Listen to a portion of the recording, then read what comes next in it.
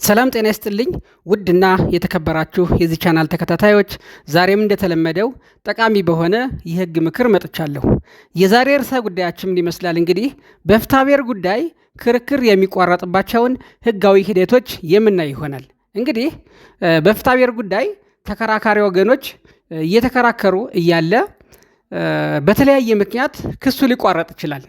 እነዚህ ክሶች እንግዲህ ወይ በህጋዊ መንገድ ይቋረጣል ወይ ህጉን ባልጠበቀ መልኩ ሊቋረጥ ይችላል። ዛሬ እንግዲህ የምናያቸው ምንድነው? በፍትሐብሔር ጉዳይ በህጋዊ መንገድ ክርክር የሚቋረጥባቸውን ሁኔታዎች እናያለን። 4 ሁኔታዎች አሉ። እነዚህን 4 ህጋዊ በሆነ ሁኔታ ክርክር የሚቋረጥባቸውን ጉዳዮች የምንመለከት ይሆናል። አሁን ቀጥታ ወደ ቪዲዮ እንሄዳለን ማለት ነው።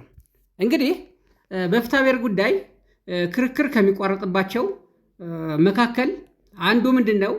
ተከራካሪ ወገኖች በፍርድ ቤት ወይም ከፍርድ ቤት ውጭ ታርቀው ሲቀርቡ ነው።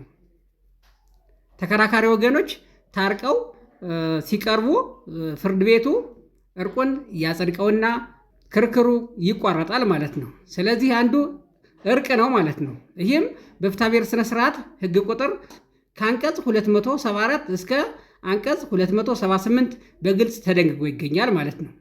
እንግዲህ ወደ ውጤቱ ስንሄድ በእርቅ ሲያልቅ እርቅ በፍርድ ቤት ከተመዘገበ የፍርድ ውጤት አለው ማለት ነው። እርቅ ተከራካሪ ወገኖች ታርቀው እርቁን በፍርድ ቤት ከተመዘገበ የፍርድ ውጤት አለው። ልክ እንደ ፍርድ ነው የሚቆጠር ማለት ነው።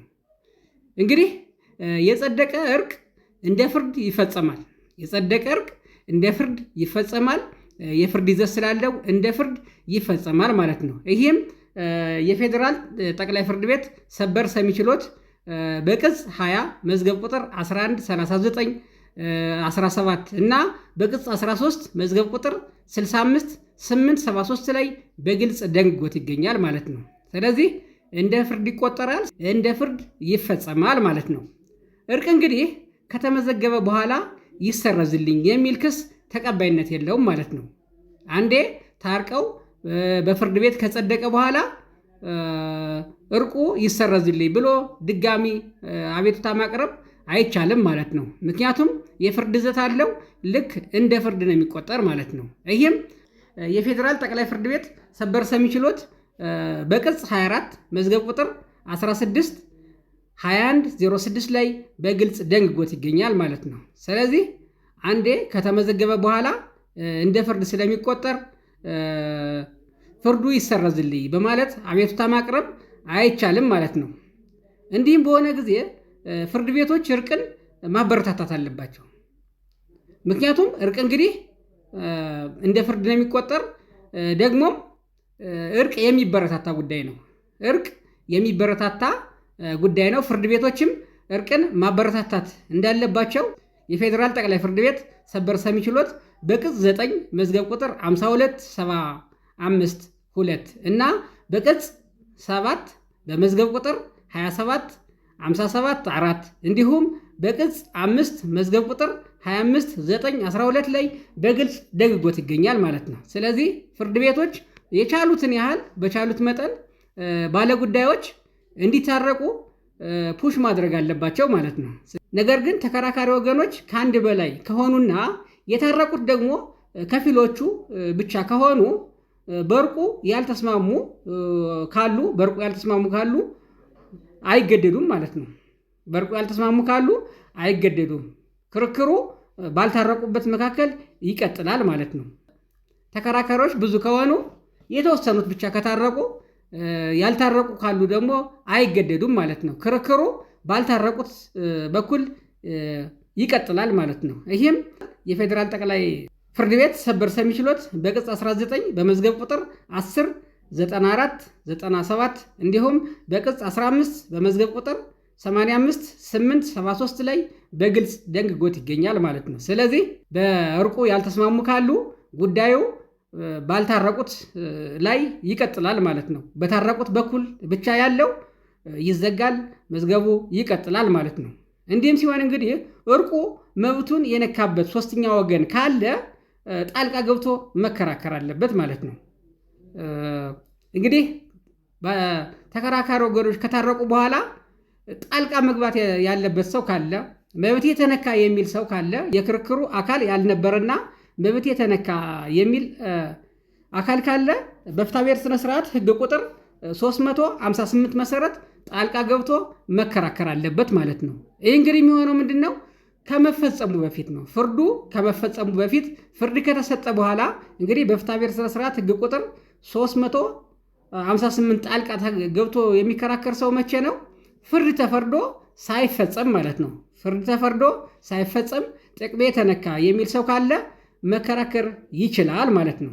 ስለዚህ የፌዴራል ጠቅላይ ፍርድ ቤት ሰበር ሰሚ ችሎት በቅጽ 15 በመዝገብ ቁጥር 83 582 ላይ በግልጽ ደንግጎት ይገኛል ይህን ጉዳይ ማለት ነው። እንግዲህ እስካሁን ያየነው ምንድን ነው? ተከራካሪ ወገኖች በእርቅ ሲጨርሱ ነው ማለት ነው። አንደኛው እንግዲህ ይህ ነው። አሁን እያየን ያለነው እንግዲህ ክርክር በህጋዊ መንገድ የሚቋረጥበት ነው። ሁለተኛው ምንድን ነው? እንግዲህ ከሳሽ በራሱ ፈቃድ ክሱን ሲያነሳ ወይም ክሱን ሲያቋርጥ ነው። ከሳሽ እንግዲህ በራሱ ፈቃድ ክሱን ትቻለሁ፣ ክሱን መቀጠል አልፈልግም ሊል ይችላል። በዚህን ጊዜ ክሱ ይቋረጣል ማለት ነው። ይህም በፍትሐብሔር ስነ ስርዓት ህግ ቁጥር አንቀጽ 278 እና 279 ላይ በግልጽ ተደንግጎ ይገኛል ማለት ነው።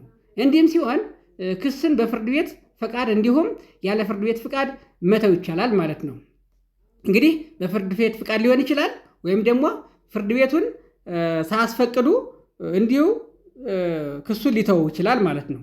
እንዲህ ከሆነ የራሱ የሆነ ውጤት አለው። በፍርድ ቤት ፍቃድና ያለ ፍርድ ቤት ፍቃድ መዝገብ ሲቋረጥ ራሱን የቻለ አካሄድ አለው ማለት ነው። ያለ ፍርድ ቤት ፍቃድ ከሆነ ያለ ፍርድ ቤት ፍቃድ ክሱን ከተወ ድጋሚ ክስ ማቅረብ አይቻልም ማለት ነው። ፍርድ ቤቱን ሳያስፈቅድ አንድ ሰው ፍርድ ቤቱን ሳያስፈቅድ ክሱን የተወ እንደሆነ በዛ ጉዳይ ላይ ምን አይልም ማለት ነው፣ ድጋሚ መክሰስ አይችልም ማለት ነው። ይህም የፌዴራል ጠቅላይ ፍርድ ቤት ሰበር ሰሚ ችሎት በቅጽ 21 በመዝገብ ቁጥር 11 68 60 ላይ በግልጽ ደንግጎት ይገኛል ማለት ነው። ስለዚህ ፍርድ ቤትን ሳያስፈቅድ ክሱን በራሱ የተወሰው ድጋሚ በዛ ጉዳይ ላይ መክሰስ አይችልም ማለት ነው። ነገር ግን በፍርድ ቤት ፍቃድ ክሱን ያቋረጠ ሰው ምን ሊያደርግ ይችላል? በዛ ጉዳይ ላይ እንደገና ክስ ሊያቀርብ ይችላል ማለት ነው። ክሱን አንስቶታል። ክሱን በራሱ ፍቃድ ይቋረጥልኝ ብሎ ለፍርድ ቤቱ አመልክቶ ፍርድ ቤቱም ተቀብሎ ክሱን ያቋረጠው እንደሆን በዚህ ጉዳይ ላይ ማስረጃዎችን አጠናክሮ እንደገና መክሰስ ይችላል ማለት ነው። ነገር ግን ለፍርድ ቤቱ ሳያስፈቅድ በራሱ ዝም ብሎ ከቀረና በዚህ አግባብ መዝገቡ ከተቋረጠ ድጋሚ መክሰስ አይቻልም ማለት ነው። ስለዚህ የፍርድ ቤቱ ፍቃድ ያስፈልጋል ማለት ነው። በዚህን ጊዜ እንግዲህ ምን ይሆናል? ክሱ ካልተሰማ አሁን ክስ ከተመሰረተ በኋላ ክስ ሳይሰማ የተቋረጠ እንደሆነ እስካሁን ባወራናቸው ጉዳይ ላይ ክስ ከሶ ነገር ግን ክሱ ሳይሰማ ክሱን ያቋረጠ ተከሳሽ ምን ሊያደርግ ይችላል? ለዳኝነት የከፈለውን ገንዘብ ሊያስመልስ ይችላል ማለት ነው።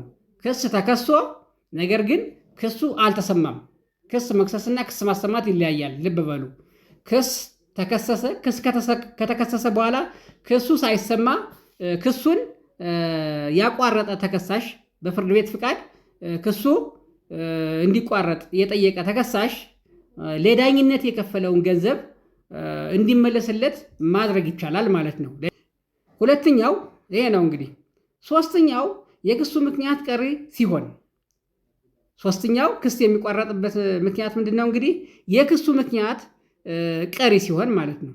እንግዲህ የክሱ ምክንያት ማለት ግልጽ እንዲሆንልን አንድ ምሳሌ እናንሳ። ክሱ አባት ልጁን ቢክድና በዚህ አግባብ ክሱ ከሆነ እና በዚህ ሁኔታ ላይ እያለ ይሄ ልጅ ህይወቱ ቢያልፍ ይሄ ልጅ የተካደው ልጅ ህይወቱ ቢያልፍ የሚከራከሩበት ጉዳይ ቀሪ ሆነ ማለት ነው። የክሱ ምክንያት ልጁ ነበረ። ልጁ በህይወት ከሌለ ምን ይሆናል ማለት ነው? የሚያከራክር ነገር የለም ማለት ነው። ስለዚህ የሚያከራክር ነገር ከሌለ ደግሞ ክሱ ቀሪ ይሆናል ማለት ነው። ይሄ እንደ አንድ ምክንያት ያነሳሁት ነው። በተለያየ ምክንያት ሁለት ባለጉዳዮችን የሚያከራክረው ምክንያት ይህ የሚያከራክር ምክንያት ቀሪ ከሆነ ምን ይሆናል? ክሱ ቀጥታ ይቋረጣል ማለት ነው። ይህም የፌዴራል ጠቅላይ ፍርድ ቤት ሰበር ሰሚ ችሎት በቅጽ 6 ላይ በመዝገብ ቁጥር 23 769 እና በቅጽ 9 ላይ በመዝገብ ቁጥር 45 37 አንድ ላይ በግልጽ ደንግጎት ይገኛል ማለት ነው። ይህ ነው እንግዲህ ሶስተኛው ይሄ ነው። አራተኛውና የመጨረሻው የተከራካሪ ወገኖች መሞትና ወራሾች ሊቀጥሉ የማይችሉ ሲሆን ዛሬ ያየነው እንግዲህ ምንድነው? ተከራካሪ ወገኖች ሲታረቁ ክሱ ይቋረጣል። ሁለተኛ ከሳሽ ክሱን ሲያነሳው ወይም ክሴን ትቻለሁ ሲል፣ ሶስተኛ የክሱ ምክንያት ቀሪ ሲሆን፣ አራተኛ ተከራካሪ ወገኖች ሲሞቱ እነዚህን ክስ የሚቋረጥባቸውን የፍትሐብሔር ጉዳዮች ዛሬ አይተናል። ውድና የተከበራችሁ የዚህ ቻናል ተከታታዮች ዛሬ ያቀረብኩላችሁ የህግ ምክር ይህን ይመስላል። ለዚህ ቻናል አዲስ ከሆናችሁ ሳብስክራይብ ማድረግ እንዳትረሱ። ጠቃሚ ሆኖ ካገኛችሁት ለምታውቋቸው ሸር አድርጉላቸው። በሌላ ቪዲዮ እስከምንገናኝ ሰላም ሁኑ።